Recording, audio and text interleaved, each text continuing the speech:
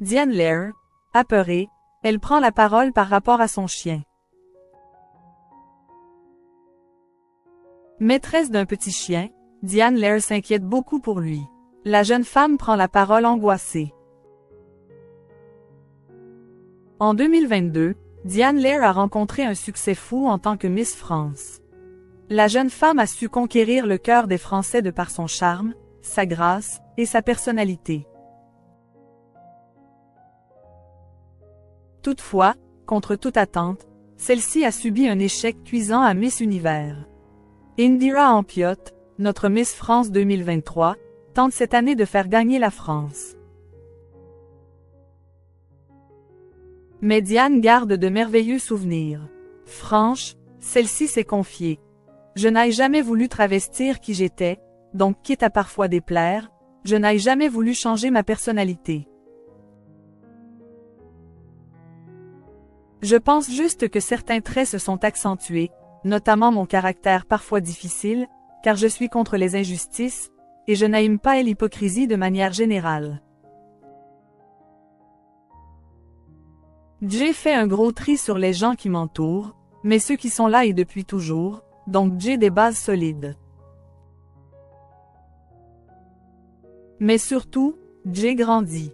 Aujourd'hui, la reine de beauté prend de nouveau la parole, mais par rapport à son chien. On vous dit tout. Un chien considéré comme un enfant. Maîtresse d'un chien, un Spitz, Diane Lair le considère comme son fils.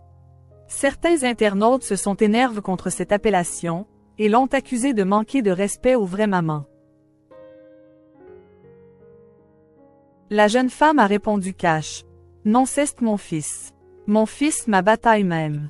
J'ai rarement reçu autant de messages concernant ma story juste avant sur le fait que nos animaux sont nos enfants.